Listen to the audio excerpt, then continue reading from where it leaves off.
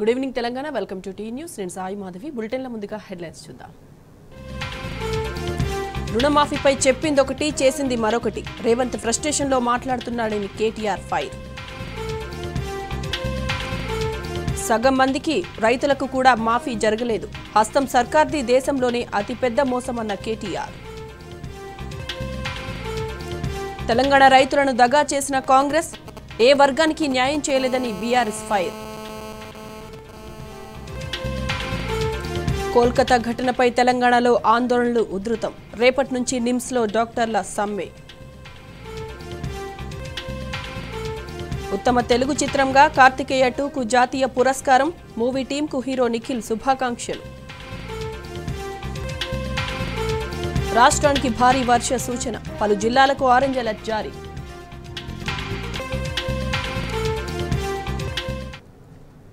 రాష్ట్రానికి భారీ వర్ష సూచన చేసింది వాతావరణ శాఖ. బంగాళాఖాతంలో ఏర్పడిన ఆవర్తనం ద్రోణి ప్రభావంతో రాష్ట్రంలో 5 రోజుల పాటు వర్షాలు కురుస్తాయని తెలిపింది. ఇవాళ రేపు పలు ప్రాంతాల్లో భారీ వర్షాలు కురుస్తాయని హెచ్చరించింది. గంటకు 30 నుంచి 40 కిలోమీటర్ల వేగంతో ఈదురుగాలులతో వీచే అవకాశం ఉందని తెలిపింది. అత్యవసరమైతే తప్ప ఎవరూ బయటికి రావద్దని వాతావరణ శాఖ హెచ్చరించింది. రాష్ట్రంలో పలు జిల్లాల్లో భారీ నుంచి మోస్తరు వానలు కురిసే అవకాశం ఉన్నట్లు వాతావరణ కేంద్రం వెల్లడించింది. ఈ మేరకు ఆదిలాబాద్, జగిత్యాల, కామారెడ్డి, కరీంనగర్, కొమ్రంభీం, ఆసిఫాబాద్, మంచిర్యాల, మెదక్, పెద్దపల్లి, రాజన్న సిరిసిల్ల, రంగారెడ్డి, సంగారెడ్డి జిల్లాలకు ఆరెంజ్ అలర్ట్ జారీ చేసింది. ఇటు హైదరాబాద్, జనగాం, జయశంకర్ భూపాలపల్లి, మేడ్చల్, మల్కాజ్గిరి, ములుగు, నిర్మల్, నిజామాబాద్, సిద్దిపేట, వికారాబాద్, వరంగల్, హన్మకొండ, యాదాద్రి భువనగిరి జిల్లాలకు వాతావరణ కేంద్రం ఎల్లో అలర్ట్ జారీ చేసింది.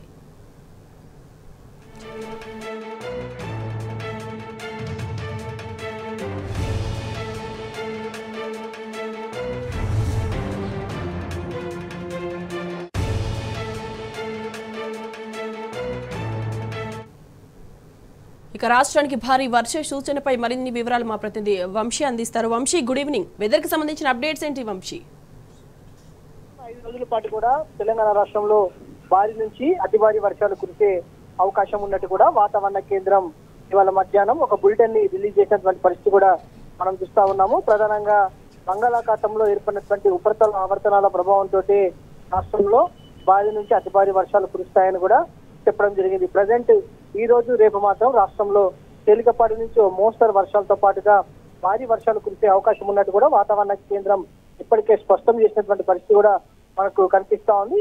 ఏదైతే ప్రధానంగా దక్షిణ అంతరంగతగా కర్ణాటక మరియు దాని పరిసర ప్రాంతాలలో సముద్ర మట్టానికి 5.8 కిలోమీటర్ల ఎత్తు వరకు విస్తరించి ఉన్న ఏదైతే ఉపరితల ఆవర్తనం కావచ్చు, దాంతో పాటుగా కర్ణాటక వద్ద కేంద్రీకరణ ఏదైతే కొమరేన్ వరకు కూడా కేంద్రీకృతమైనటువంటి ఒక ద్రోణి, ఈ రెండింటి ప్రభావంతో కూడా రాష్ట్రంలో భారీ వర్షాలు ఏదైతే కురవనున్నాయి. రానున్నటువంటి 3 గంటల పాటు తెలంగాణ రాష్ట్రంలోని పలు ప్రాంతాల్లో భారీ నుంచి అతి భారీ వర్షాలు కురిసే అవకాశం ఉన్నట్టు ఆరెంజ్ అలర్ట్ ని, ఎల్లో అలర్ట్ ని జారీ చేయడం జరిగింది. ఒకసారి మనం ఆరెంజ్ అలర్ట్ కి సంబంధించి చూస్తే మాత్రం ఆదిలాబాద్, జగిత్యాల, కామారెడ్డి, కరీంనగర్, కొమరంభీం, ఆసిఫాబాద్, మంచిర్యాల, మెదక్, పెద్దపల్లి, రాజన్న సిరిసిల్ల, రంగారెడ్డి, సంగారెడ్డి ఈ జిల్లాలకు సంబంధించి ఆరెంజ్ అలర్ట్. దాంతో పాటుగా గంటకు 40 కిలోమీటర్ల వేగంతో గాలులు వీచే అవకాశం ఉంది. దాంతో పాటుగా పలు జిల్లాలకు ఎల్లో అలర్ట్ జారీ చేయడం జరిగింది. తేలికపాటి నుంచి మోస్తరు వర్షాలు హైదరాబాద్, జనగాం, జయశంకర్ భూపాలపల్లి, మేడ్చల్, మల్కాజ్గిరి, ములుగు, నిర్మల్, నిజామాబాద్, సిద్దిపేట్, వికారాబాద్, వరంగల్, హన్మకొండ, యాదాద్రి భువనగిరి జిల్లా ఈ జిల్లాలకు సంబంధించి ఎల్లో అలర్ట్ ని జారీ చేయడం జరిగింది. గంటకు 40 కిలోమీటర్ల వేగంతో గాలులు వీచే అవకాశం ఉన్నట్టు కూడా వాతావరణ కేంద్రం చెప్పినటువంటి పరిస్థితి కూడా మనం చూస్తా ఉన్నాం. ఇప్పటికే రాష్ట్రంలోని పలు జిల్లాల్లో తేలికపాటి నుంచి మోస్తరు వర్షాలు కూడా కురుస్తా ఉన్నాయి. తదుపరి రానున్నటువంటి 3 గంటల్లో ఈ జిల్లాల్లో కూడా భారీ వర్షాలు కురిసే అవకాశం ఉన్నట్టు కూడా వాతావరణ కేంద్రం చెప్పినటువంటి పరిస్థితి మనం చూడొచ్చు. ప్రజెంట్ హైదరాబాద్ వాతావరణంలో చూస్తే మాత్రం రానున్న 3 గంటల్లో మాత్రం హైదరాబాద్ నగరంలో పలు ప్రాంతాల్లో భారీ వర్షం కురిసే అవకాశం ఉంది. కొన్ని చోట్ల తేలికపాటి నుంచి మోస్తరు వర్షం కురిసే అవకాశం ఉన్నట్టు కూడా వాతావరణ కేంద్రం ప్రిడిక్ట్ చేసినటువంటి పరిస్థితి కూడా మనకు కనబడతా ఉంది. ప్రజెంట్ హైదరాబాద్ నగరంలో ఉరుములు, మెరుపులతో, ఈదురుగాలతో కూడినటువంటి వర్షం కూడా కొన్ని ప్రాంతాల్లో కురుస్తున్నట్టు కూడా మనకు సమాచారం అందుతుంది. రానున్నటువంటి 3 గంటల పాటు కూడా హైదరాబాద్ నగర ప్రజలు కొంత జాగ్రత్తగా ఉండాల్సినటువంటి అవసరం ఎంతైనా ఉందని కూడా ఐఎండీ స్పష్టం చేసినటువంటి పరిస్థితి కూడా మనకు కనబడతా ఉంది. ప్రధానంగా అటు ద్రోణుల ప్రభావం కావచ్చు, దాంతో పాటుగా నిన్న ఈ రోజు ఎండ తీవ్రత కొంత ఎక్కువగా ఉన్నటువంటి నేపథ్యంలో థండర్స్టార్మ్ యాక్టివిటీ కూడా ఏర్పడి ఉరుములు మెరుపులతో కూడినటువంటి వర్షం పడుతున్నటువంటి నేపథ్యంలో చెట్ల వద్ద ఎవరు ఉండకూడదని కూడా, దాంతో పాటుగా డెలికేట్ బిల్డింగ్స్ ఏవైతే ఉంటాయో వాటి కింద ఎవరు ఉండకూడదని కూడా సూచిస్తా ఉన్నారు. అత్యవసరం అయితేనే బయటకు రావాలని కూడా ఐఎండీ చెప్పినటువంటి పరిస్థితి కూడా మనకు కనపడతా ఉంది. మొత్తం మీద హైదరాబాద్ నగరంలో కూడా పూర్తి స్థాయిలో వాతావరణ మార్పు అనేది మనకు చాలా స్పష్టంగా కనపడతా ఉంది. రానున్న 3 గంటల్లో హైదరాబాద్ నగరంలో భారీ వర్షం కురిసే అవకాశం ఉంది అని వాతావరణ కేంద్రం చెప్పినటువంటి పరిస్థితి కూడా మనం చూడొచ్చు. Right Vamshi, thanks for the updates.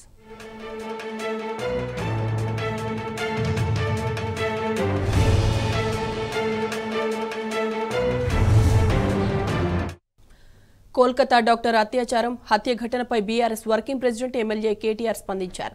దుర్మార్గానికి పాల్పడ్డ వారికి ఈ నాగరిక సమాజంలో బతికే అర్హత లేదని చెప్పారు. దేశంలో ఏదో ఒక చోట నిత్యం మహిళలపై లైంగిక దాడులు జరుగుతూనే ఉన్నాయని ఆవేదన వ్యక్తం చేశారు. ఒంటరిగా బయటకు వెళ్లే మహిళ సురక్షితంగా ఇంటికి తిరిగొచ్చే పరిస్థితులు లేవన్నారు. ఇలాంటి ఘటనలపై దేశమంతా ఏకమై ఖండించాలన్నారు KTR. I think not just West Bengal, but every single day the media reports sexual harassment, molestation, rapes, cruelty against women, physical violence, abuse, honor killings. Now this as a society really, irrespective of what progress we make on the economic front, really puts us to shame as a nation. I think gender sensitivity is something that is lacking in this country. We need to together, and I'm speaking in Indian. I'm not trying to politicize, I'm not trying to point fingers. I think all of us are responsible, including my party, my home, everybody. I think all of us. We need to come together as a society, evolve, raise above pettiness, and start talking to our boy children more. Tell them where to draw a line, what not to indulge in, how they would be punished if they are, and how they would be thrown out of the society, ostracized, if I may have to use the word. This is the sort of thing that needs to happen across the country. This is not going to happen by a sermon. This is not going to happen by a one-day lecture. It will take time, but I think as a society, we are the world's largest democracy. Today, if you ask me, are you comfortable with, one of the women that you know, your sister or your mom or your daughter, going out alone? I would actually have to say no, because that's the reality. And I think this applies to all of us. So that's a poor reflection on the state of affairs in this country. And that needs to change. పశ్చిమ బెంగాల్ ఘటనపై ఆందోళనలు ఉధృతం చేశారు వైద్యులు. రేపటి నుంచి నిమ్స్ వైద్యులు సమ్మెబాట పట్టనున్నారు. కేవలం అత్యవసర సేవలు మాత్రమే కొనసాగుతాయి. ఫ్యాకల్టీ కూడా సమ్మెలకు దిగుతున్నారు. అయినా ప్రభుత్వం మాత్రం ఇప్పటివరకు ఎలాంటి ప్రత్యామ్నాయ ఏర్పాట్లు చేయలేదు. ఇకపై నిమ్స్లో కొత్త రోగులను ఎవరిని అడ్మిట్ చేసుకోబోమని వైద్యులు ప్రకటించారు. ఇప్పటికే ఉస్మానియా, గాంధీ ఆసుపత్రిలో ఓపీ సేవలు నిలిచిపోయాయి. ఇండియన్ మెడికల్ అసోసియేషన్ నిర్ణయాల మేరకు సీనియర్ వైద్యులు కూడా సమ్మెలోకి వెళ్లే ఆలోచనలో ఉన్నారు. ఒకవేళ అదే జరిగితే రోగుల పరిస్థితి దయనీయంగా మారనుంది.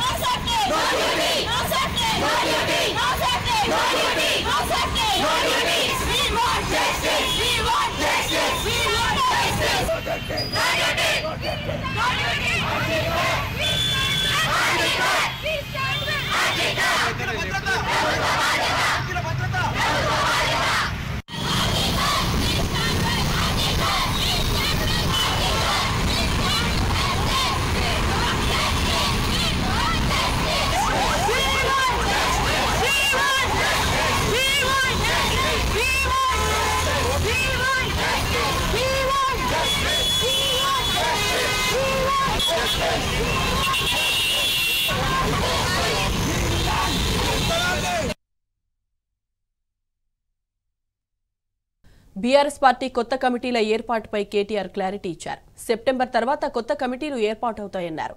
తమకు ప్రతిపక్ష పాత్ర కొత్తదని, అందుకే ఇతర రాష్ట్రాల్లో ప్రాంతీయ పార్టీలను అధ్యయనం చేసిన అనంతరం కమిటీలకు అవసరమైన మార్పులు చేస్తామని కేటీఆర్ చెప్పారు. సెప్టెంబర్లో మా పార్టీ యొక్క సీనియర్ నాయకుల బృందం ఒకటి మేము కొన్ని ప్రాంతీయ పార్టీలు ఏవైతే సుదీర్ఘకాలంగా బ్రహ్మాండంగా ప్రజాక్షేత్రంలో పనిచేస్తున్నాయో, డిఎంకే కావచ్చు, ఇంకా ఇతర ప్రాంతీయ పార్టీలు కావచ్చు, వాటిని అధ్యయనం చేయడానికి నేను కూడా వెళ్తాను. నాతో పాటు సీనియర్ నాయకుల బృందం, మాజీ మంత్రులు, పెద్దలు, శాసనసభ్యులు, సీనియర్ పార్టీ నాయకులు అందరం కలిసి కొన్ని రాష్ట్రాలకు పోదాం అనుకుంటున్నాం. ముఖ్యంగా ప్రాంతీయ పార్టీలు, డిఎంకే కావచ్చు, బీజేడీ కావచ్చు, టీఎంసీ కావచ్చు, ఇతరత్ర వాటిని అధ్యయనం చేయడానికి పోవాలనుకుంటున్నాము. సెప్టెంబర్లో ఆ పని చేస్తాం. చేసి వచ్చిన తర్వాత, ఎందుకంటే ఒక్కొక్క చోట ఒక్కొక్క స్ట్రక్చర్ ఉంది. ఇప్పటిదాకా ఒక ఎక్స్ఎమ్మెల్యే డిఎంకే శేఖర్ గారని వచ్చారు ఇందాక, ఆయన చెప్తా ఉండే వివరంగా ఎట్లా డిఎంకే పార్టీ స్ట్రక్చర్ ఉంది, ఎట్లా ఇన్స్టిట్యూషనలైజ్ అయిందని చెప్తా ఉండే. మా పార్టీకి కూడా 24 ఏళ్ళు నిండినాయి. భవిష్యత్తు ఇంకెట్లుండాలి, ఎంత సుదృఢంగా నిర్మించాలి, దీని విషయంలో తప్పకుండా ఇప్పుడు, ఎందుకంటే మొదటిసారి ప్రతిపక్ష పాత్ర, ఇదివరకు ఉద్యమ పార్టీగా ఉన్నాం, తర్వాత అధికార పార్టీ మొదటిసారి ప్రతిపక్ష పాత్ర పోషిస్తున్నాం. కాబట్టి we also have to adapt, learn, unlearn, make a fresh beginning. తప్పకుండా అందుకే ఇతర రాష్ట్రాల్లో పరిస్థితులు, అక్కడ ఉండే పార్టీలు, వాటి యొక్క అనుభవాలు అన్నీ అధ్యయనం చేసిన తర్వాత will come out with new committees, new membership, all things that we need to do. అంటే ఇప్పుడు ఉన్న కమిటీలు ఉన్నాయి, కొత్త కమిటీలు ఏవైతే వేసుకోవాలో, ఎక్కడెక్కడైనా గ్యాప్స్ ఉంటే పూడ్చుకోవడం, అవన్నీ కూడా సెప్టెంబర్ తర్వాత చేస్తాం. రుణమాఫీపై సీఎం రేవంత్ రెడ్డికి కేటీఆర్ సవాల్ విసిరారు. 100% రుణమాఫీ జరిగిందని ఒక్క రైతు చెప్పినా తాను రాజకీయాలను వదిలేస్తానని తేల్చి చెప్పారు. మొత్తం 2 లక్షల రుణమాఫీ కోసం 40,000 కోట్లు కావాలని ఒకసారి, 35,000 కోట్లని మరోసారి చెప్పారని గుర్తు చేశారు. చివరకు 17,000 కోట్లు మాత్రమే రుణమాఫీ చేసి రైతులను కాంగ్రెస్ మోసం చేసిందని కేటీఆర్ ఫైర్ అయ్యారు. రేవంత్ రెడ్డి కాంగ్రెస్ పార్టీ చెప్పిన ఈ రుణమాఫీ ఏదైతే ఉందో, ఇది స్వతంత్ర భారత చరిత్రలోనే అతిపెద్ద ద్రోహం రైతులకి. మేనిఫెస్టోలో మాట ఇచ్చి డిసెంబర్ 9 నాడే 2 లక్షల రుణమాఫీ అని చెప్పి చేసిన అతిపెద్ద మోసం ఈ రుణమాఫీ. అర్హులైన రైతుల్లో కనీస సగం మంది కూడా కాలేదు. ఒకటే రోజు ఒకటే సంతకంతో అర్జెంటుగా 2 లక్షల రుణమాఫీ చేస్తా అని చెప్పింది రేవంత్ రెడ్డి. ఒకే సంతకంతో, సింగిల్ స్ట్రోక్లో. రెండో మాట ఏమన్నారు ఆయన, నిన్న మొన్నటిదాకా కేసీఆర్ గారు 1 లక్ష రూపాయలు రుణమాఫీ ఏదైతే చేసినారో, ఆ రుణమాఫీ పొందిన వాళ్ళు కూడా మీరు అర్జెంటుగా బ్యాంకుకు పోండి, వెంటనే 2 లక్షలు తెచ్చుకోండి, నేను వస్తున్నా, డిసెంబర్ 9 నాడు రుణమాఫీ చేస్తున్నా అని చెప్పిందే రేవంత్ రెడ్డి గారు. 40,000 కోట్ల రూపాయలు, ఏ పాటిదయా 40,000 కోట్లు? ఒక్క సంవత్సరం నేను కడుపు కట్టుకుంటే చాలు 40,000 కోట్లు అనాయాసంగా కట్టేస్తా. ఇది ఆయన నోట్లోంచి వచ్చిన మాట, కావాలంటే మీకు ప్లే చేసి చూపెడతా. దాని పర్యవసానంగా పేపర్లు రాసింది ఆనాడు. ఏం రాశారు? ఇది సాక్షి పత్రిక. 40,000 కోట్ల రూపాయలతో రుణమాఫీ. ఎట్లా వచ్చారు ఈ అంచనాకు?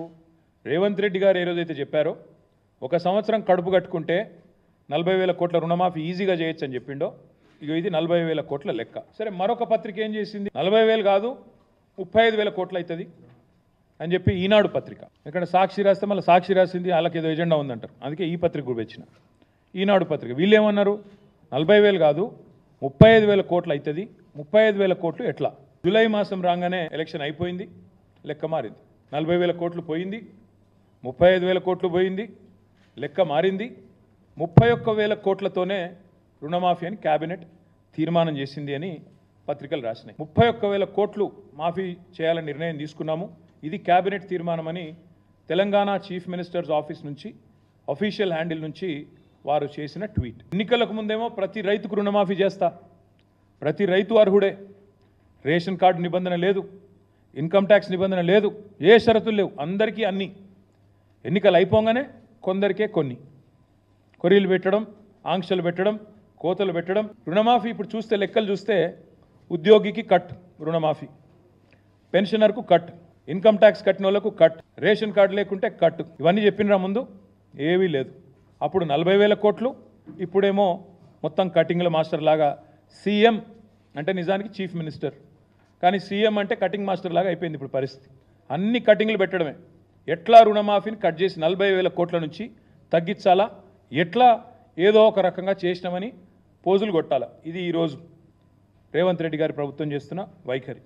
60% మందికి ఎగ్గొట్టి, 60% మందికి ఎగ్గొట్టి ఇవాళ కేవలం 40% చేసి 100% అని చెప్పుకుంటున్న మొట్టమొదటి ముఖ్యమంత్రి రేవంత్ రెడ్డి.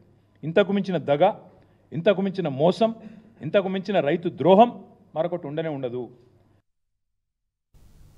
బీఆర్ఎస్ హయాంలో మాఫీ పొందిన వాళ్లు కూడా రుణమాఫీకి అర్హులని చెప్పి సీఎం రేవంత్ రెడ్డి మోసం చేశారని మండిపడ్డారు కేటీఆర్.